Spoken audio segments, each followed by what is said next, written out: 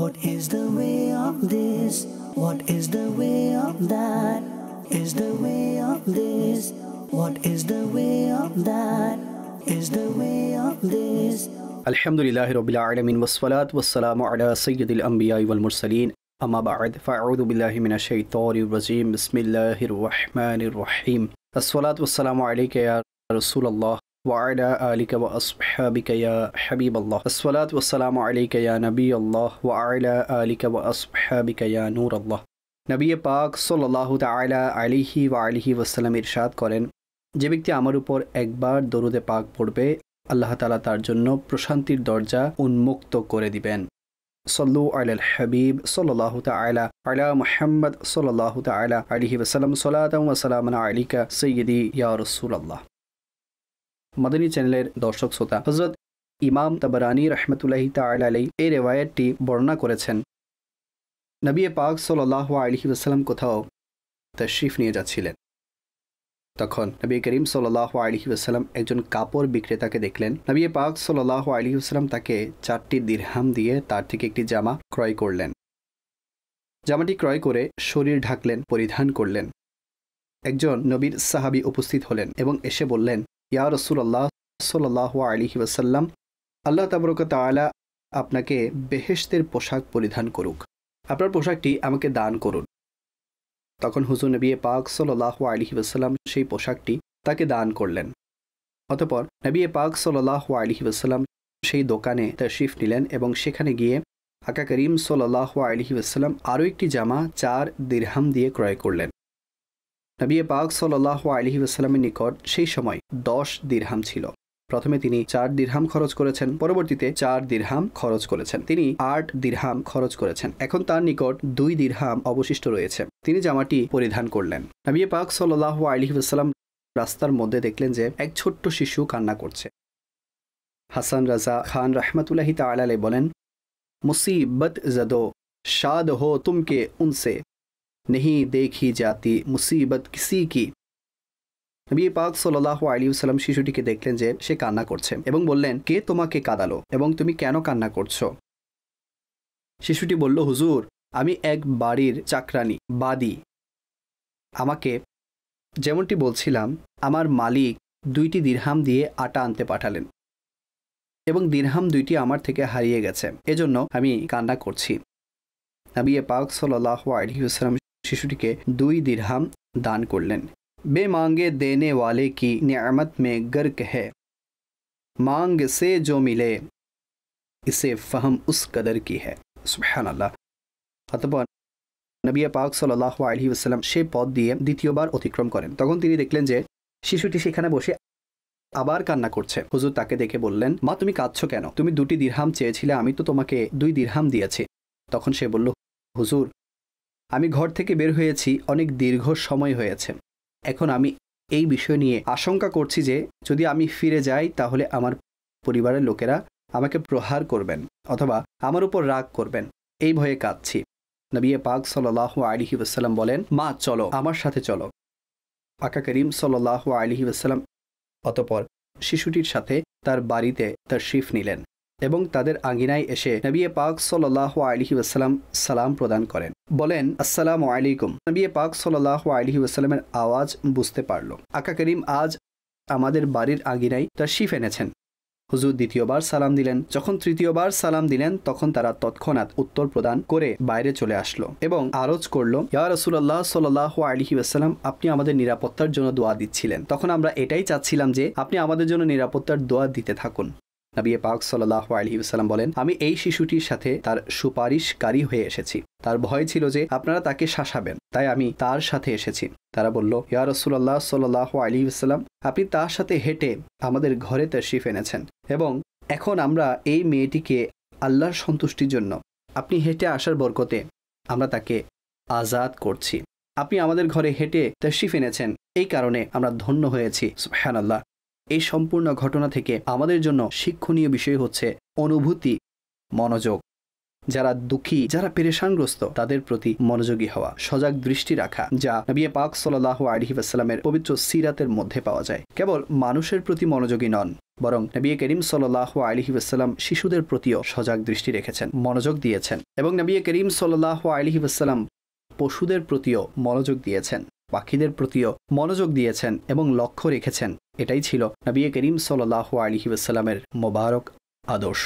আমাদের থেকে যখন অনুভূতি শেষ হয়ে যায় এবং যখন অনুভূতিহীনতা চলে আসে, তখন মানুষ কারচুপি করতেও সংকোচ করেন না, নকল ঔষধ বিক্রি করা থেকেও পিছু পা হন না। অনুভূতি এটা এক অসাধারণ আকর্ষণ। এটা যদি মানুষের মধ্যে চলে আসে, তাহলে অনেকগুলো ক্ষতিকর বিষয় আল্লাহর দয়ায় সমাধান হয়ে যাবে। আর যদি অনুভূতিহীনতা চলে আসে, তাহলে সকল কল্যাণ অতঃপর দূর হয়ে যায় এবং ধ্বংস ও ক্ষতি চলে আসে। হাজী সাহেব, আপনি কি বলেন? যদি নকল ঔষধ বিক্রেতার এই অনুভূতি জন্ম হয় যে আমার বিক্রিত নকল ঔষধ সেবন করে যদি কারো সন্তান মারা যায়, কোনো অসুস্থ ব্যক্তির যদি রোগ বেড়ে যায়, এই ঔষধ সেবন করে যদি কষ্টের মধ্যে পড়ে এবং তাদের জন্য যদি প্রবলেম হয়ে যায়, তাহলে এটা কি সংশোধনের কাজ করবে? আলহামদুলিল্লাহ রাব্বিল আলামিন। আপনি অনুভবের কথা বলেছেন। আবার এক বন্ধুর ঘটনা মনে পড়েছে যে আমাকে তিনি নিজে বলেছেন সে রোজগারহীন ছিল এবং কাজের খুব প্রয়োজন ছিল। তখন তার জন্য কোথাও থেকে অফার এলো এবং অফার কিছুটা এমন ছিল, ঘি এর ড্রাম, জি, যা আসে বড় বড়। বলল এর মধ্যে মূলত কিছু ভেজাল মিশ্রণের কাজ ছিল, আরও কাজ ছিল, এর মধ্যে এই কাজটিও সংযুক্ত ছিল। কি করতে হবে? বলল এই পরিমাণ ঘি বের করে এর মধ্যে সাবান মিক্স করে দিবে, আল্লাহু আকবার, যাতে করে সাবানের কারণে বোঝা না যায়। যেমনটি সাধারণত কালো যে গরম মশলা থাকে না ছোট ছোট, এর মধ্যে পেঁপের বীজ মেশানো হয়, বিচি মিশিয়ে দেওয়া হয়। হ্যাঁ, তো এগুলো বোঝা যায় না। তো এটা ভেজালকারীদের কাজ এবং তারা জানে যে কি মিশাতে হবে এবং কি মিশাতে হবে না, যাতে বুঝতে না পারে। তারা মানুষকে ধোঁকা দেয়। তারা এটা বুঝে না যে আল্লাহ দেখছেন। তারা নিশ্চয় জানে, তবে সেই পরিপূর্ণ ঈমান তাদের নেই যাতে তাদের অনুভব হয়। তো যাই হোক, ওই যে আমাকে আমার বন্ধু বলেছে, বলল যে ভাই, আমার তো চাকরির প্রয়োজন ছিল, কিন্তু আমি এমন চাকরির সন্ধানে ছিলাম না। আমি তাদেরকে বললাম যে আপনারা আশ্চর্য মানুষ, অর্থাৎ এই ঘি দ্বারা তৈরি করা খাবার অনেক শিশুরা তো খাবে, আল্লাহু আকবার, অথচ এর দ্বারা শিশুরা তো প্রতিবন্ধী হয়ে যাবে, কেউ অন্ধ হয়ে যাবে, কারো অন্য কোনো ক্ষতি হবে। মানে ওই বন্ধু আর সে চাকরিতে যায়নি, অর্থাৎ সে ওই চাকরিকে রিজেক্ট করে দেয়। বাহ ভাই, এটা ঠিক হবে না। তো এই তার উপলব্ধি। অন্যদিকে যাদের উপলব্ধি নেই, এখানে দুজনের চিন্তাধারা বোঝালাম। একজনের শুধু টাকা উপার্জন করছিল, অন্যজনের চিন্তা এই চাকরির প্রয়োজন আছে, কিন্তু আমি কিভাবে আমার ব্যক্তিত্ব বিক্রি করে টাকা কামাবো এবং জনসাধারণকে তাদের রক্তের মধ্যে মানে ভেজাল মিশিয়ে কিভাবে অর্থ উপার্জন করব। তো এগুলো পরিহার করতে হবে। আপনিও মানুষের কিছু অবস্থার কথা বলেছেন। মানুষ এত ভেজাল মিশ্রণ করে। শুধু আমরা যদি এই উপলব্ধির এই বিষয়ে চলে আসি, আরে অর্থাৎ বিল্ডিং যখন তৈরি হয়, জি, তখন ম্যাটেরিয়াল এর মধ্যে ভেজাল মিশিয়ে দেয় 2 টাকা বাঁচানোর জন্য। তাদের এই উপলব্ধি নেই যে আল্লাহ না করুন যদি এই বিল্ডিং ভেঙে যায়, কতগুলো প্রাণ দুনিয়া থেকে চলে যাবে এবং কতগুলো শিশু আহত হয়ে যাবে, আরো কত কিছু হবে। তাদের কোনো উপলব্ধি থাকে না, শুধু টাকা লাগবে। তো এর পেছনে আমি দেখেছি অনুভবহীনতার পেছনে একটি ফ্যাক্টর, অর্থের লোভ লালসাই গোপন রয়েছে। এইভাবে গরম মশলার মধ্যে ভেজাল, চালের মধ্যে ভেজাল। আচ্ছা, একটি ভেজাল হচ্ছে এমন যার কারণে ফায়দা তো হয়, যা দেখতে জায়েজ, তবে এর মধ্যে ভেজালও থাকে। মানে এর মধ্যে কি হয়, খেলে ফায়দা হচ্ছে, তবে এমন কিছু যার মধ্যে তেমন ক্ষতি নেই।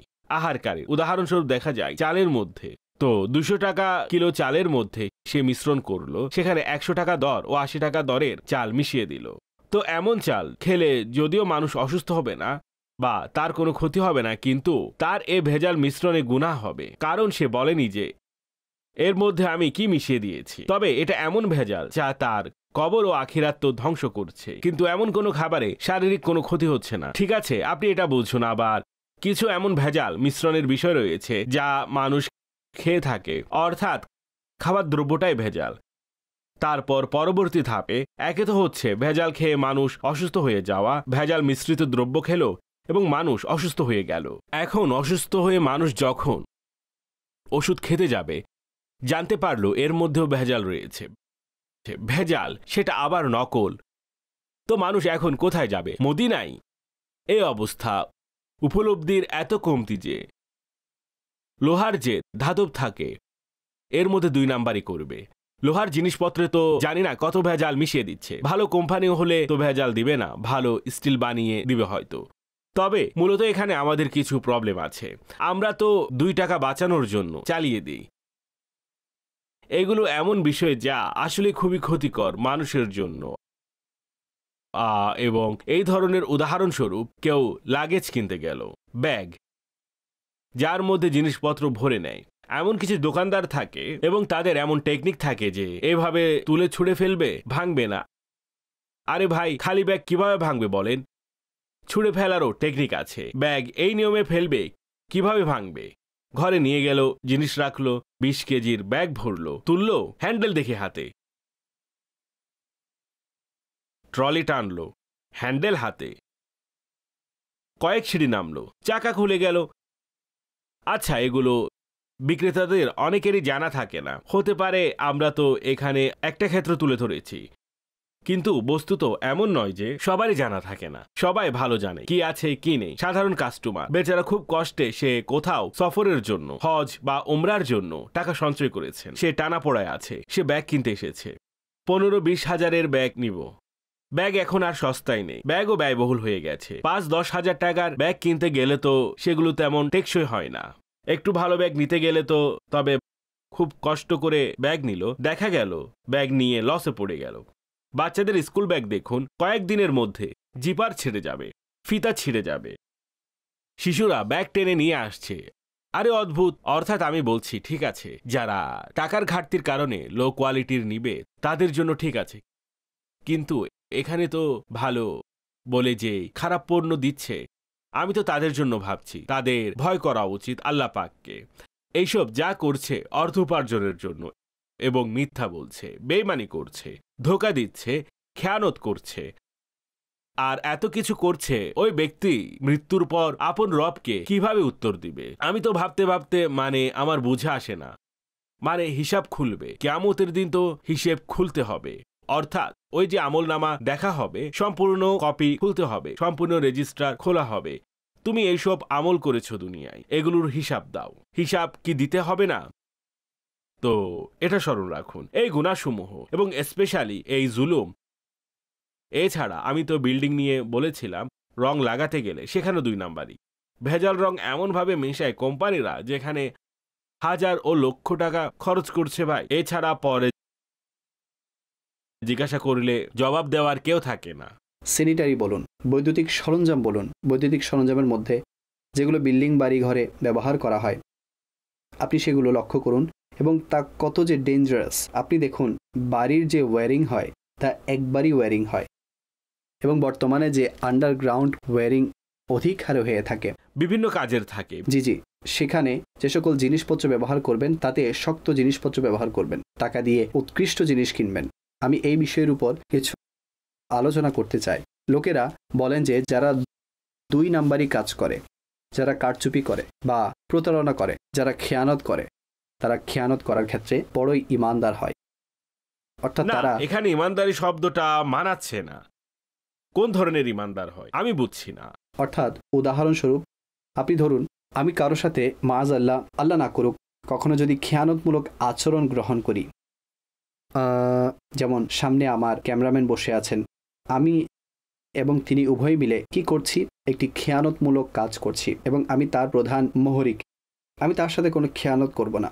অর্থাৎ আমরা উভয়ে একসাথে অপরজনের সাথে খেয়ানত করছি। সমস্যা হচ্ছে আপনারা দুজনে নিজেদের কাজ ঠিক করে রেখেছেন, জি, কিন্তু যাকে বিক্রি করছে তার সাথে তো খেয়ানত করছেন, তাকে লুটছেন। ইমানদারি কোথায়? লোকেরা পরস্পর একে অপরকে, এটা তো ইমানদারি হলো না। এটা পরস্পরের খেয়ানতের একটা স্ট্যান্ডার্ড নির্ধারণ করে নিলেন। আপনারা সুনির্দিষ্ট খেয়ানত করছেন, মানুষকে লুটছে, আবার সুনির্ধারিতভাবে লুটছে। এখানে ইমানদারি কোত্থেকে চলে আসলো?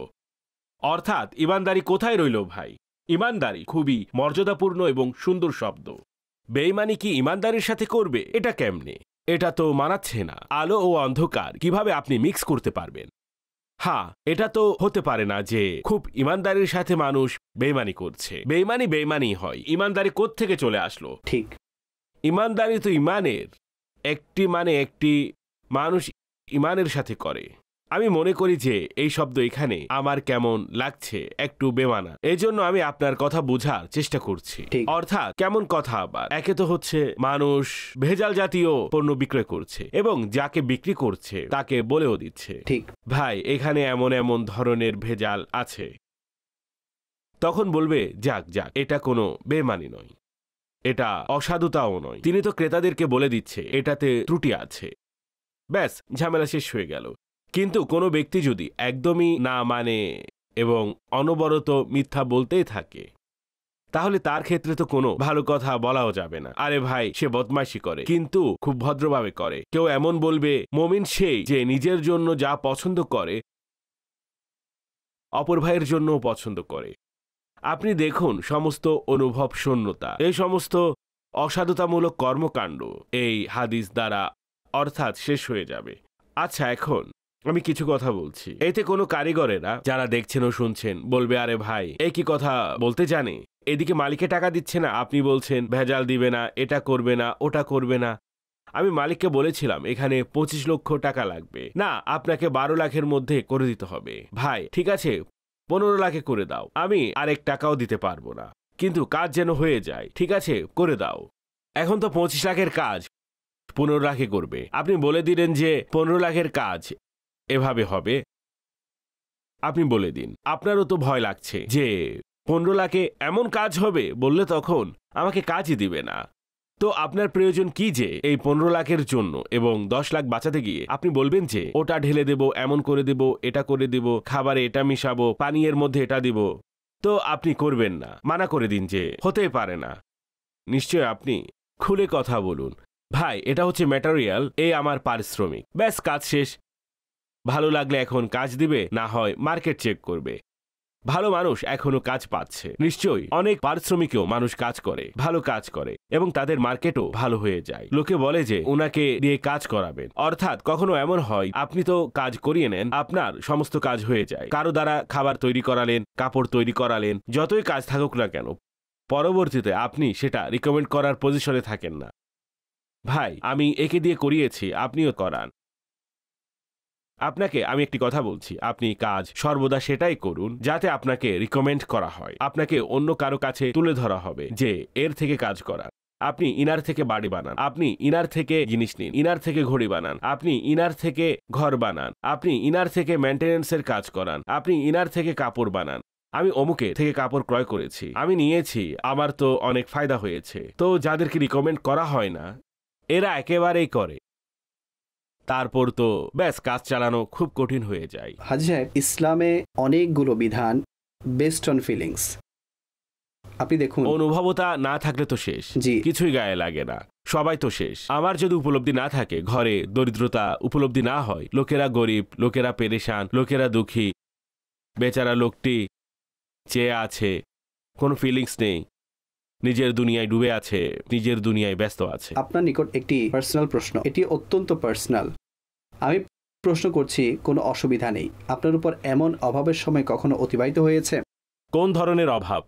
অভাব হচ্ছে এই পানাহারের কিছুই নাই, পরিধানের কিছুই নাই, থাকার কোনো ব্যবস্থা নাই। আল্লাহ পাক তো অসংখ্য পেরেশানি থেকে রক্ষা করেছেন। হাজী সাহেব, তারপরেও আপনার অনুভূতি হলো কিভাবে? তা সত্ত্বেও গরিবদের প্রতি আপনার অনুভূতি কিভাবে হলো? আমি বহু কিছু নোট করেছি, অর্থাৎ আপনার সাথে আমরা থাকি এবং বিষয়গুলো নোট করি। যেমন আজকেও আমি একটি বিষয় নোট করেছি, আজকেও আপনার সাথে ফয়জানে মদিনায় লিফটের মাধ্যমে উপরে এসেছি, অথচ আপনি লিফটে প্রথমে চলে এসেছেন, আমরা পিছনে রয়ে গেলাম। কিন্তু আপনি নিজেই ইশারা করলেন আমাদেরকে সাথে যাওয়ার জন্য। আমি এবং ফয়জান লিফটে চলে আসি, অতঃপর আপনি পরে আসলেন। অর্থাৎ এটা হচ্ছে অনুভূতির কথা। এই বিষয়টি আমি কি যেন বলে রিলেট করলাম, এই সম্পর্কে কিছু আজকের প্রোগ্রামে আলোচনা করব।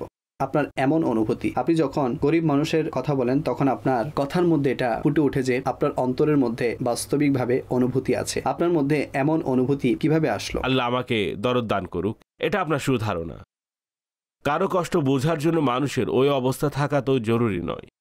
পৃথিবীতে লাখো মানুষ আছে যারা গরিবদের, পেরেশানগ্রস্তদের, গরিবদের কষ্ট বুঝে। তো তারা কি আল্লাহ না করুক, তারা কি এই ধরনের মুসিবত ও পেরেশানির মধ্যে পড়েছে? এটা আল্লাহ পাকের দয়া যে আল্লাহ পাক যাকে ইচ্ছা সে বুঝদান করেন। অনেক গরিব মানুষও গরিবের কষ্ট বুঝে না। সুতরাং গরিবের কষ্ট বুঝতে গরিব হওয়া জরুরি নয়। ঠিক তাই। ঠিক আছে, রোগীর কষ্ট বুঝতে রোগী হওয়া জরুরি নয়। জি। কোনো পেরেশানগ্রস্তের দুঃখ বুঝতে পেরেশানগ্রস্ত হওয়া জরুরি নয়। অনেক সময় মানুষ পেরেশান থাকলে তখন তার নিজের দুঃখ থাকে, আরেকজনের দুঃখ কি বুঝবে? ব্যাস আমার পেরেশানি দূর হোক। ডাক্তারের ক্লিনিকে এতগুলো রোগী বসে আছে, সবাই তো রোগী, সবাই চায় আগে আমার সিরিয়াল চলে আসুক। অন্য কেউ তো কারো সম্পর্কে কি ভাবে, যে কেউ ভাবে যে প্রথমে আপনি চলে যান। সুতরাং এটা আবশ্যক নয় যে অনুভূতির জন্য আপনাকে সেই পরিস্থিতির সম্মুখীন হওয়া জরুরি। এটা বস্তুত আল্লাহ পাকের তৌফিক, তার দয়া যে আল্লাহ পাক আপনার অন্তরে এমন কিছু চিন্তাধারা দিয়ে দেন। আমাদের খোলাফায়ে রাশিদিনদের জীবন দেখুন। সৈয়দনা উমর ফারুক আজম রাদিয়াল্লাহু তাআলা আনহুর দরদের কথা আর কি বলবো, কি দেখেছি আমরা। অর্থাৎ আমি যদি আপনাকে বলি, যেহেতু দরদের কথা বলছেন, তিনি তো পশুদের জন্য চিন্তা ভাবনা করতেন। তো একবার হযরত উসমান গনি রাদিয়াল্লাহু তাআলা আনহু তিনি ওনার ঘর থেকে দেখছিলেন যে মরুভূমিতে প্রচণ্ড রোদ, গরম হাওয়া, লু হাওয়া বইছে এবং বালি উঠছিল। এক ব্যক্তিকে উট নিয়ে আসতে দেখা যাচ্ছে। আচ্ছা, গরম গরম বাতাস, মুখে কাপড়, উড়ে আসছে, চেনা যাচ্ছে না, ধুলোবালিও উঠছে। তো তিনি দেখছিলেন যে আরে তিনি কে, এত গরম বালিতে উট নিয়ে আসছে। যখনই ওই ব্যক্তি কাছে আসলো তখন দেখলো যে আমিরুল মুমিনিন ফারুক আজম রাদিয়াল্লাহু তাআলা আনহু তখন আরজ করলেন, হুজুর আপনি? তিনি চাইলে অন্য কাউকেও হুকুম করতে পারতেন। হাই হাই, হুজুর ঘটনা কি হয়েছে? বললেন যে বাইতুল মালের একটি উট ছুটে গিয়েছে, সেটা ধরার জন্য আসছিলাম। আল্লাহু আকবার। এভাবে সিদ্দিক আকবর রাদিয়াল্লাহু তাআলা আনহু উনার খিলাফতের সময়ে এক গরিব ঘরের দায়িত্ব নেন। মনে আছে আপনার? নিশ্চয়ই মনে আছে। সেটার অনুসরণ করছিলেন সৈয়দনা ফারুক আজম। জি। তিনি কি করলেন? ঠিক। এরপর সৈয়দনা ফারুক আজম রাদিয়াল্লাহু তাআলা আনহু এক গরিব ঘরের দায়িত্ব নিয়েছিলেন। নিজের কাঁধে উঠিয়ে নিজের গোলাম আসলামকে বললেন, এই বোঝা আমার, আমি উঠাবো। তো সৈয়দনা ফারুক আজম রাদিয়াল্লাহু তাআলা আনহুকে যিনি জেনেছেন, সিদ্দিক আকবর রাদিয়াল্লাহু তাআলা আনহুকে যিনি জেনেছেন, তিনি তো জেনেছে। এ হচ্ছে ওনার কথা। এটা নবী পাক সাল্লাল্লাহু আলাইহি ওয়াসাল্লামের বিশেষ সুনজর, বিশেষ অনুগ্রহ ছিল। উনার আকায়ে দো জাহান সাল্লাল্লাহু তাআলা আলাইহি ওয়াসাল্লামের উম্মতের দুঃখ ও কষ্টের অনুভূতি হয়ে যেত। এটা শুধুমাত্র আল্লাহ পাকের দান হয়ে থাকে। মুমিনের উদাহরণ হাদিসে পাকে যা এসেছে তা হচ্ছে একটা দেহের মতো এসেছে। অর্থাৎ তিনি হাতকে জিজ্ঞাসা করতেন যে আরে তোমার কেন কষ্ট হচ্ছে? ব্যথা বেদনার ক্ষেত্রে কষ্ট তো মাথার হচ্ছে। বলে, হয় না, সারা শরীরের যে ব্যথা অনুভব করে এবং এর মধ্যে যেটি সবচেয়ে গুরুত্বপূর্ণ পার্ট জানেন, সেটা সে কষ্টের প্রকাশ করে, সেটা আপনার চোখ। 2 ফোঁটা অশ্রু বিসর্জন করে। আল্লাহু আকবার। আমি তোমার দুঃখের সাথে আছি। High high. হ্যাঁ, তো এই মুসলমান একটি দেহের মতো, হোক তারা সিরিয়ায় থাকুক, গাজায় থাকুক, তুরস্কে থাকুক, পাকিস্তানে থাকুক, বাংলাদেশে থাকুক এবং যে কোনো দেশেই থাকুক না কেন, যদি মুসলমান কষ্টের মধ্যে থাকেন, তার কষ্টের অনুভূতি আপনার হওয়া উচিত। এখন প্রত্যেকের এই অনুভূতিকে পূর্ণ করার জন্য এবং তাদের যে কোনো ধরনের সাহায্য করার জন্য আপনাকে আল্লাহ যে ধরনের শক্তি ও সামর্থ্য দিয়েছেন, আপনার জন্য আপনার অন্য কোনো মাধ্যম থাকতে পারে, তার অন্য কোনো মাধ্যম থাকতে পারে। কেউ ফাইন্যান্সিয়ালি করতে পারে, কেউ যদি কিছু করতে না পারে দোয়া তো করতে পারে। ঠিক আছে, কিছুই করতে পারছে না, অনুভব তো করতে পারে। আল্লাহর কাছে আরজ করুন, আল্লাহ তাদের পেরেশানি দূর করে দিন। মূলত যদি দেখা যায় যে যাদেরকে অনুভূতি আল্লাহ দিয়েছেন, আমি দেখেছি অনুভূতি রাখতে, এমন নয় যে নেই। কোভিডকালীন সময়ে মানুষ যখন ঘর হতে বের হতে পারছে না, তখন ধনীর দুলালরা আপনি বিশ্বাস করতে পারবেন না, অর্থাৎ যারা শর্টস পরতো এবং তেল যারা লাগাতো এবং ব্রেসলেট যারা পরতো এবং কানে দুল লাগানো ছেলেরা, একদম আশ্চর্য ধরনের ট্যাটু লাগানো ছেলেরা, এই যে আমাদের যে ইয়াং তরুণ যুবকরা অবস্থা যা হয়ে গেছে, অর্থাৎ তাদেরকে যদি বলে থাকে যে এদের কি হবে, এমন আরো অনেক নিজের কারের মধ্যে, নিজের ব্যাগের মধ্যে রেশন ভরে নিয়ে বের হয়ে যেত। কোভিডকালীন সময়ে যেহেতু কাজকর্ম বন্ধ ছিল, পৃথিবী জুড়ে এগুলো দেখা গেছে। বাংলাদেশের এই চট্টগ্রামের কথা বলছি আমি আপনাকে। মানুষ গিয়ে গিয়ে গরিবদের মধ্যে নিজের হাতে রেশন দিত, অথচ তারা জানতো কোভিড চলছে। তারা নিজের কর্মচারীদের মাধ্যমেও কাজ করিয়েছে। তারা কি করেনি? অনেকের কাজ বন্ধ হয়ে গেছে, ফ্যাক্টরি বন্ধ হয়ে গেছে, তবে নিজের কর্মচারীদের বেতন চালু রেখেছে। বাহ, এই হলো একটা দিক। আচ্ছা, কর্মচারীদের বেতন চালু রেখেছে, নিজে কর্মচারী হওয়া তো জরুরি ছিল না, ঠিক আছে? তো এ হচ্ছে একটি দিক। এখন দ্বিতীয় বিষয় কি ছিল? এই যে জিনিস এবং রেশন ও খাবারের দ্রব্যগুলো বন্টনের জন্য যে সকল আমির ও ধনী পরিবারের লোকেরা, বিত্তশীলেরা রাস্তায় নেমে গেল অনুভূতির কারণে যে আরে ভাই, নিজের ঘরে টাকা থাকতেও খেয়েছে কিনা জিজ্ঞেস করি, তাহলে এদের কি অবস্থা এখন? আচ্ছা, যারা রেশন নিয়েছে তারা কি সবাই সাধু? কিছু তো ছিল যারা সঠিকভাবে নিয়েছে। এখানে কি অসাধুরা আসেনি? হাই, ওই গরিব লোকেরা কি তাদের গ্রুপ বানিয়ে নেয়নি? নিশ্চয়ই। ছেলেও নিচ্ছে, মাও নিচ্ছে, আবার বোনও নিচ্ছে, এদিকে বাপও নিচ্ছে। প্রত্যেক ঘরে 4-5 জন মানুষ আলাদা আলাদা হয়ে অপরিচিত সেজে, দেখা গেল একজনের রেশন বা এক ফ্যামিলির যে রেশন দেওয়ার ছিল, একই ব্যক্তি 10 জনের রেশন, 10 ফ্যামিলির রেশন নিজের ঘরে নিয়ে গেছে। জি, অবশ্যই। তারা এমন না করলে এই রেশনগুলো আরো 10 গরিবের ঘরে যেত। তো আচ্ছা, তারা গরিবই ছিল, এমন তো না গরিব ছিল না। আবার এই রেশন মার্কেটে বিক্রির জন্য চলে গেল। এখন ওইসব লোক যারা জানে যে এই রেশন ক্রয় করেছি, এই দিকে এই লোকেরা যারা নিজের পকেট থেকে টাকা বের করে অর্থ খরচ করে এদেরকে দিচ্ছে, আরেক পক্ষ যারা নাকি রেশন উচ্চ মূল্যে বিক্রি করছে, তাদের ভাবা উচিত, ভাই, যখন 20 টাকার রেশন বন্টনের কাজ চলছে, তো যাদেরকে আল্লাহ দিয়েছেন আড়তদার, পাইকারি বিক্রেতা, তাদের সস্তায় দিতে পারত। যারা সস্তা করেছে তারা অসাধারণ। আবার অনেকে সস্তা করেনি, আবার দামও বাড়িয়েছে। এর মধ্যে আবার এক্সপায়ার মালও দিয়েছে। কেউ মেডিসিনে প্রবলেম করেছে, কেউ ফ্যাব্রিকেশনে প্রবলেম করেছে, কেউ খাদ্যে প্রবলেম করেছে। তো এই উপলব্ধি থাকা না থাকা, আমি ভাবছি যে অনেক কিছু আপনাকে দিয়েছে। আমি এখানে ভুলবো না আমার কাফন দাফন মজলিসকে, আল্লাহ পাক এটাকে সালামত রাখুক। দুনিয়া জুড়ে আমাদের মাদানী চ্যানেলের দর্শক, আমি বলছি আপনাকে, এর আগেও এটা আমি কিছুটা উল্লেখ করেছি, এখনো, অর্থাৎ এটা সেই 2020, 2021, 2022, 2019-এর পর থেকে ধরলে এই সময় আপনাদের স্মরণ আছে যে আমাদের মরহুমদের ইন্তেকালের পর তাদের গোসল ও কাফন দেওয়ার জন্য নিজের কোনো আত্মীয় কাছে আসতো না। ডাক্তার পর্যন্ত পেছনে সরে গেছে, আপনারা সবাই জানেন। কিন্তু এমন সময়ে আমি যদি বলি যে হাজারো কোভিডে ইন্তেকাল করা মুসলমানদেরকে দাওয়াত ইসলামীর এই কাফন দাফন বিভাগের ইসলামী ভাইয়েরা কাফনও দিয়েছে, গোসলও দিয়েছে, জানাজার নামাজ পড়িয়েছে, আত্মীয় স্বজন দূরে দাঁড়িয়েছিল, ইনারাই করেছেন। এবং এখন সেই পরিবারগুলো এই দাওয়াত ইসলামীর মুবাল্লিগদের 2 হাত দ্বারা সালাম করছেন।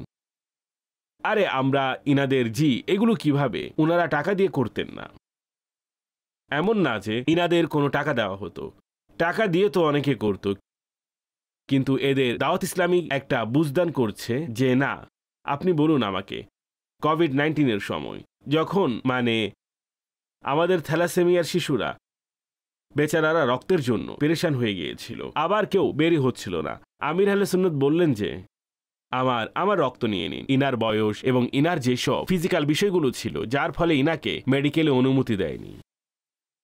কিন্তু আপনি বলুন, দাওয়াত ইসলামীর ভাইয়েরা বের হয়েছিল কিনা? কোভিড-19-এর সময় কেউ বের হচ্ছিল না, করোনার ভয়ে, মৃত্যুর ভয়ের কারণে।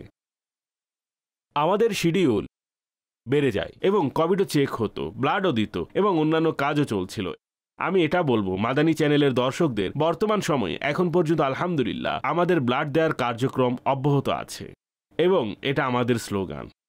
যেমনিভাবে গাছ লাগান, পরিবেশ বাঁচান, এটা আমাদের স্লোগান আছে, তেমনি আমাদের আরেকটি স্লোগান হচ্ছে যতক্ষণ রক্ত আছে রক্ত দিতে থাকবো, ইনশাআল্লাহ যতক্ষণ রক্ত আছে রক্ত দিতে থাকবো।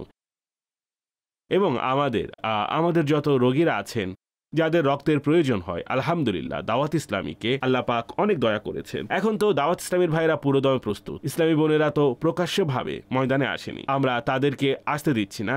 তারা তো ব্যাকুল হয়ে আছে যে আমাদের অনুমতি দিন, আমরা রক্ত দিব।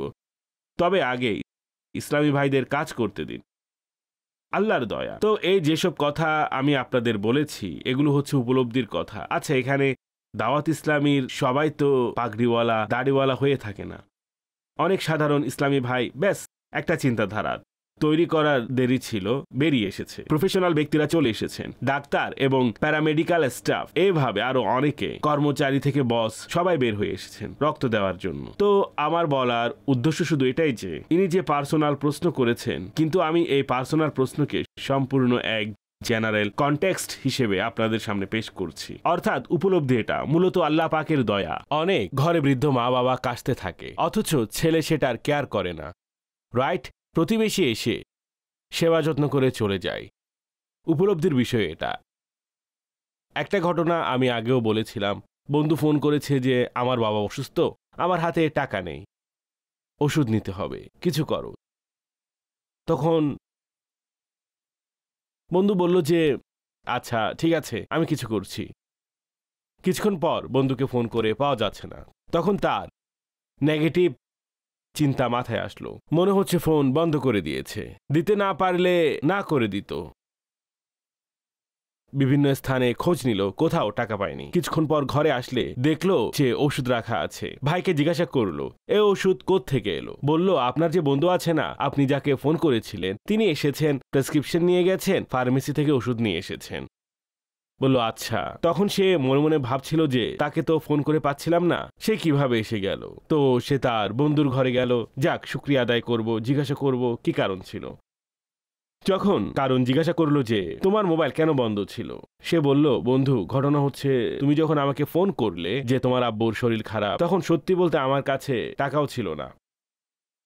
কিন্তু যেহেতু আপনার বাবা অসুস্থ ছিল, আমার কাছে শুধু এই মোবাইলে ছিল, আমি মোবাইল বিক্রি করে দিয়েছি, সেই টাকা নিয়েছি এবং ওষুধ নিয়ে এলাম। আপনি বলবেন এটা দরদ। এমন দরদ কয়জনের আছে? এটা আল্লাহ যাকে নসিব করে। দাওয়াত ইসলামের দ্বীনি পরিবেশের বরকতেও এমন অনুভূতি তৈরি হয়। আমি বলেছি আমি আপনাকে, আল্লাহ আমার পীর মুর্শিদকে সালামত রাখুক, অর্থাৎ মানে দরদ ইনার, আমি বলতে পারি যে ইনার রক্তের কণায় কণায় দরদ আছে। আল্লাহু আকবার। এতটাই গরিব প্রেমী এবং এতটা দরদি, এত পরিমাণ মানব কল্যাণ প্রেমী, বয়ান করতে পারছি না। এতটা নরম দিল এবং এত নম্র স্বভাবের মানুষ আমি তো জীবনেও দেখিনি। আল্লাহু আকবার। আমির আহলে সুন্নাত আল্লাহ পাক এত নম্রতা দান করেছেন এবং সত্যি চক্ষু অশ্রুসিক্ত হয় যখন দুঃখ কষ্ট এবং পেরেশানির কথা শুনেন, তখন দুঃখে বিধুর হয়ে যান।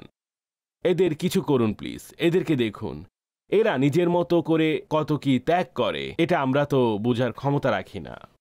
আপনি ঠিক বলেছেন। দাওয়াত ইসলামের দ্বীনি পরিবেশের বরকতে আমার একটি কথা মনে পড়েছে। আমি এটা চাই যে আমাদের মধ্যেও যেন এমন অনুভূতি সৃষ্টি হয়। দাওয়াত ইসলামের দ্বীনি পরিবেশের সাথে সম্পৃক্ত হওয়ার বরকতে অনুভূতি সৃষ্টি হয়। আমি একটি হসপিটালের ঘটনা ভুলতে পারি না। দুটি শিশু ছিল এবং দুইজনকে ইমার্জেন্সিতে নেওয়া হয়েছে। একজন দাওয়াত ইসলামী ভাই ছিলেন। যখন ওনার সন্তানের সিরিয়াল আসলো, তিনি লক্ষ্য করলেন যে সাথে আরও শিশু আছে। যে শিশুটি ছিল সেটি কঠিন সিচুয়েশনে ছিল, অসুস্থ ছিল, আশঙ্কাজনক অবস্থায় ছিল। তখন তিনি কি করলেন, তিনি নিজের সন্তানকে যেখানে রাখা হয়েছিল তাকে সেখান থেকে উঠালেন এবং বললেন আপনার সন্তানকে প্রথমে নিয়ে যান। আপনি এফআরসি দেখুন, ফাইজান রিহ্যাবিলিটেশন সেন্টার, যেটা দাওয়াত ইসলামী প্রতিষ্ঠা করেছেন। জি, এর পেছনের উদ্দেশ্য কি? নিশ্চয়ই দরদ, যাতে প্রতিবন্ধী শিশুদের সুলভ কোনো চিকিৎসা হয়ে যায়। মাদানী ক্লিনিক যেটি খুলছে, এর পেছনে কারণ কি? অনুভূতি। দরদিত, যেখানে চিকিৎসা এত ব্যয়বহুল হয়ে গেছে, টেস্ট, ওষুধপত্র, ভালো ডাক্তারদের যে ট্রিটমেন্ট, সেটা যাতে কিছু কম ও সুলভ মূল্যে করাতে পারে। ঠিক আছে, এতিমখানা হচ্ছে মাদানী হোম। এর পেছনে কারণ কি? কারণ হচ্ছে উপলব্ধি। দাওয়াত ইসলামী হচ্ছে উপলব্ধি। দাওয়াত ইসলামীর মধ্যে যে দরদ, এটা মূলত আল্লাহর মেহেরবানি এবং এটা নবী পাক সাল্লাল্লাহু তাআলা আলাইহি ওয়াসাল্লামের দুঃখী উম্মতের কাজে আসার যে চিন্তাধারা, এই চিন্তাধারাগুলো মূলত আলহামদুলিল্লাহ নবী পাক সাল্লাল্লাহু তাআলা আলাইহি ওয়াসাল্লামের ওয়াসিলাই এটা নসিব হচ্ছে। সুবহানাল্লাহ। আল্লাহ করুন এটা আরো বৃদ্ধি পাক এবং উত্তম থেকে উত্তম যেন হতে থাকে, এবং আমাদের FGRF এর যে ইসলামী ভাইয়েরা মাশাআল্লাহ কাজ করছেন, আল্লাহ তাদের সালামত রাখুন। আমিন। এবং প্রকাশ্যে যে FGRF এবং আমাদের দাওয়াত ইসলামের মুবাল্লিগ এবং আরো যারা আছে তারা সবাই দেখা যায় মিলেমিশে আলহামদুলিল্লাহ একটি কাজ নিয়ে এগিয়ে যায়। যারা সহযোগিতা করছেন, স্পষ্টত যে আমরা যে অনুদান পাই এর ভিত্তিতে আমরা এগিয়ে যাই। সুতরাং এই সহযোগিতাকারীদের মধ্যেও দরদ আছে। কিছু সংখ্যক এমন আছে যারা মোটা অঙ্ক দিয়েছেন, তাদের নামও কেউ জানে না। সুতরাং কম দিক বা বেশি দিক এটাও একটা বোঝার বিষয় যে কিছু তো করতে পারছি না, কমপক্ষে আমাদের কিছু টাকা কাজে আসুক। দেখুন, সম্পূর্ণ দাওয়াত ইসলামী পরিচালনার জন্য মানুষ যে অনুদান দিচ্ছে এটা তো তাদের দরদ। যেহেতু নেকির কথা হবে, নেকির কাজ হবে, মসজিদ নির্মাণ হবে, আলিম তৈরি হবে, হাফিজ তৈরি হবে, শিক্ষক তৈরি হবে, মুফতি তৈরি হবে, ইমাম তৈরি হবে, মুয়াজ্জিন তৈরি হবে, কারি তৈরি হবে, এইসব দিনের জন্য হচ্ছে, দিনের ফায়দার জন্য। ভাই, আমাদের দিনই রিকোয়ারমেন্ট দাওয়াত ইসলামী পূর্ণ করছে। এটা আপনার চিন্তাধারা যে আপনি আপনার ফিতরা, আপনার জাকাত, আপনার নফলি সাদকা দাওয়াত ইসলামীকে দিয়ে যাচ্ছেন। এটা মূলত বুঝার মতো বিষয় যে দেখুন, আমার ঘরে কি ডেকোরেশনের কমতি আছে? কেন আমি আজওয়া খেজুরের ফিতরা দিব না? এটার ফিতরা দিয়ে দিই, কিসমিসের দিয়ে দিই, খেজুরের দিয়ে দিই, একটু ভালো মানের ফিতরা দিয়ে দিই, যাতে গরিবদের সহযোগিতা হয়। এভাবেও দাওয়াতি ইসলামীকে দেওয়া হয়ে থাকে এই নিয়ত যে আচ্ছা, এই দিনী কাজ যা হচ্ছে, আমরা যেহেতু তেমন প্র্যাকটিক্যাল নয়, কমপক্ষে আমরা অর্থনৈতিকভাবে সাহায্যের হাত বাড়িয়ে দিই। এগুলো মূলত উপলব্ধির বিষয়। এমনকি যারা চাঁদা সংগ্রহ করছে তারা কি কমিশন পাচ্ছে নাকি? আপনি এত চাঁদা উঠালে তবে আপনি কমিশন পাবেন। আমাদের এখানে কোনো কমিশন আছে নাকি? আল্লাহ পাক তাদেরকে সালামত রাখুক। আল্লাহর সন্তুষ্টির জন্য কাজ করছে, মাদ্রাসাতুল মদিনা চালাচ্ছে, জামিয়াতুল মদিনা চলছে। কি শিক্ষক, কি কারি সাহেব, কি নাজিম, কি মজলিস, সবাই ডোনেশন করে। এটা তো প্রকাশ্য যে কোটি টাকার খরচ চালানোর জন্য সবাই মিলে কাজ করতে হয়। কেউ কোটি দেয়, কেউ লক্ষ দেয়, কেউ হাজার দেয়, কেউ কয়েক কোটি দেয়, কেউ এর চেয়ে বেশি দেয়। আল্লাহ পাক সবাইকে এর উত্তম প্রতিদান দান করুক। এই সব কিছু প্রিয় ভাইয়েরা বুঝার বিষয়। দিনের কাজ হওয়া উচিত, দুঃখী উম্মতের খিদমত করা উচিত এবং রিলিজিয়াস রিকোয়ারমেন্ট কমপ্লিট করা উচিত। আর এভাবে সম্পূর্ণ এই কাজ করা উচিত যাতে আমরা এবং আমাদের প্রজন্ম তারা সেফ ও সিকিউর থাকে। এই আগ্রহ নিয়ে এই সমস্ত কাজ করা হচ্ছে। আল্লাহ পাক এই আগ্রহের মধ্যেও বরকত দিন এবং ওনাদের সকলকে অসংখ্য প্রতিদান দান করুন। কল শুনিনি। জি, কল। কিছু মানুষের এই অনুভূতি হয় না যে সন্তানদেরকেও টাইম দেওয়া উচিত। সন্তানদেরকে প্রত্যেক সপ্তাহে পার্কে বা বাহিরে নেওয়া, সন্তানদেরকে সব সময় বলতে থাকেন পড়ো পড়ো পড়ো পড়ো। সন্তানদেরকে না কোনো মেহমানের কাছে আসতে দেন, না বাহিরে বন্ধুদের সাথে খেলতে যেতে দেন, না সন্তানদের জন্য কখনো কিছু নিয়ে আসেন, শুধু পড়া পড়া আর পড়া বলতে থাকেন। ভাই, এমন তো জানি না কজন আছে যারা বেশ না সময় দেয়, না বাইরে যায়, না কোথাও যেতে দেয়, না আসতে দেয়। তো এগুলো চলতে থাকে। তবে বস্তুত সন্তানকে টাইম দেওয়া উচিত। হ্যাঁ, বাইরে যেতে দেয় না কারণ সন্তান বিগড়ে যাবে, তাহলে নিশ্চয়ই তিনি ভালো ভাবছেন। এমন কিছু খাওয়াচ্ছেন না সন্তানের ক্ষতি হতে পারে, সেটাও ভালো চিন্তা করছেন। তো এই ভালো চিন্তাধারা, এটাও ভালো উপলব্ধির বিষয়। তো সাধারণত মা বাবা সন্তানের জন্য তো কিছু করতেই থাকেন, ঠিক আছে, ব্যালেন্স রাখা উচিত। কিন্তু যদি শুধু পড়ো পড়ো বলতে থাকে তবে খুব অতিরিক্ত তো বলা যাবে না। কিন্তু এর পেছনে কিছু সুচিন্তা আছে। সন্তান পড়াশোনা করলে কোনো কিছু করতে পারবে, না করলে তাহলে শুধু মোবাইল নিয়ে বসে থাকবে, খারাপও হয়ে যাবে, আল্লাহ না করুক। তো এটা তো ঠিক, তবে নিশ্চয়ই সন্তানকে সময় দিতে হবে। মা বাবাকে নিশ্চয়ই সন্তানের সাথে সদাচরণ করা উচিত। জি, কল। এটা বলুন যে এমন কোন নিয়ম আমাদের জীবনের বাস্তবায়ন করতে হবে যেগুলোর দ্বারা আমাদের অন্তরের আপনজনের মধ্যে সহানুভূতির আগ্রহ সৃষ্টি হয়। সুচিন্তাবান পুরুষের সাথে উঠা বসা করুন, তবে সুচিন্তা তৈরি হবে, দিল নরম হয়ে যাবে। নরম দিলের অনেক ভূমিকা রয়েছে। দিল নরম হয়ে যাবে, নরম দিল প্রয়োজন। নরম দিলেই দরদ আসতে পারে। যার অন্তরে নম্রতা ও দয়া থাকে না, তার অন্তরে দরদ কিভাবে আসবে? মানুষ এমন কাজ ও কর্মের দিকে যাবে যার মাধ্যমে অন্তর নরম হয়ে যায় এবং অন্তরে দয়া সৃষ্টি হবে, তখনই অনুভূতি তৈরি হবে। জি, কল। মাদানী চ্যানেলের প্রোগ্রাম ওয়ে অফ চালু আছে, নিগরানি শুরা। আপনার কাছে আমার প্রশ্ন হচ্ছে যে কিছু লোক নিজের কথাকে প্রাধান্য দেয় এবং নিজের সিদ্ধান্তকেই প্রমাণ করার চেষ্টা করে, যদিও অপরের কথা সঠিক হয়। অপরজন যদিও দলিল পেশ করে, ভাই এটা এভাবে হবে, এটা এভাবে হবে, কিন্তু সে বলে আমি যা বলছি কেবলই তাই হবে, তুমি যা বলছো তা ভুল, তা সঠিক নয়। তাই এমন অবস্থায় আমাদের কি করা উচিত? অনুগ্রহপূর্বক এ সম্পর্কে কিছু ইরশাদ করুন। এদের জন্য দোয়া করুন, আর কি করতে পারবেন? সবর করতে হবে। এবং যার মধ্যে এই অভ্যাস রয়েছে পরিবর্তন করা উচিত। নিজেকে কেউ পরিপূর্ণ জ্ঞানী ভাববেন না, যা আমি বলেছি তাই ঠিক, বরং পরামর্শ করে কাজ করা উচিত। একজন মানুষের মতামত সুতোর মতো হয়, দুজন মানুষের মত এর চেয়ে বেশি মজবুত হয়, এবং তিনজনের অনেক মজবুত হয়। সুবহানাল্লাহ। সব সময় মনে রাখবেন। তো যে কাজই করবেন নিজের মতামতকে, অর্থাৎ যারা নিজের মতামতকে পছন্দ করে, এটাকে স্বেচ্ছাচারী বলা হয়। সে বলে আমি বলেছি তো বলেছি, যা করেছি আমি করেছি। সেই এত অহংকারের শিকার হয়, এটা খুব দুশ্চিন্তার বিষয়। আল্লাহ আমাদের হেদায়েত দান করুন। আমিন। জি কল। প্রশ্ন হচ্ছে যে বর্তমানে রমজান মাসে সাধারণত রাশন ইত্যাদি যে প্যাকেট বন্টন করা হয়, এর মাঝে যে রাশনগুলো দেয়া হয় সেগুলো খুবই নিম্নমানের কোয়ালিটি দেখা যায়, কিন্তু যারা বন্টন করেন তারা নিজেরাই উন্নত মানের গুলো খায়। কিন্তু তারা এমন রাশন বন্টন করেন, যারা গ্রহণ করেছেন তারা চক্ষু লজ্জায় গ্রহণ করছেন, কিন্তু পরবর্তীতে কিছু বলতেও পারছেন না যে মানুষ এত নিচু হয়ে থাকে এবং রাশনগুলো এত নিম্নমানের হয়ে থাকে যা খাবার উপযোগী হয় না। এ সম্পর্কে আমার প্রশ্ন ছিল যে এমন ভাবে প্রদান করা ভালো নয় কি? আমরা উন্নত মানের রাশনের প্যাকেট প্রদান করব? দেখুন, কিছু পার্সোনাল মানুষ নিজেদের পকেট নিজেরাই তৈরি করায়। তাদেরকে সর্বদা এটার অনুমতি থাকা উচিত যেন কমপক্ষে এমন পরিমাণ দিব। ধরুন কোনো ব্যক্তি 200 টাকার চাল খায়, সবাইকে তো 200 টাকার চাল দেওয়া যাবে না। তার জন্য নর্মাল চাল হতে পারে 60, 70, 80 টাকার, 100 টাকার, 110 টাকার হবে হয়তো। আমি একটা উদাহরণ দিচ্ছি। তো যাকে যেটা দেওয়া হচ্ছে দেখতে হবে যে তার দৈনন্দিন জীবনের খাবার দাবারের রীতি কেমন। তো সবাই দামি চাল খায় না, এমনটা তো হয় না। অনেক সময় যারা নিজেরাই তৈরি করে তারা ভালো প্যাকেটও তৈরি করে নেয় রেশনের জন্য। তো যখন ভালো প্যাকেট তৈরি করতে পারে রেশনের জন্য, তো যার দ্বারা প্যাকেট প্রস্তুত করাবেন বলুন ভাই ভালো তেল দিবেন, কুকিং অয়েল দিবেন, মশলা একটু ভালোটা দিবেন, চাল, আটা, এসব কিছু, ময়দা, গরম মশলা ইত্যাদি। তো এইভাবে একটা প্যাকেট তৈরি হবে। তিনি বলবেন যে এই প্যাকেটে 15,000 লাগবে। ভাই 15,000 না, আমাকে আপনি 8,000-এর প্যাকেট বানিয়ে দিন। তখন তিনি 8,000-এর প্যাকেট বানাতে বসলে সেটার পরিমাণ কমিয়ে দিবে। তো এমন কিছু অনেক সময় দেখা যায় এভাবে করে, প্যাকেট বের হতে থাকে। তো এভাবে অনেক সময় ভালো বলে খারাপ মাল দিয়ে দেয়। এটা ভুল করছে। ঠিক। আপনি বলুন যে ভাই এটা তো ওই বাজেটের জিনিস না।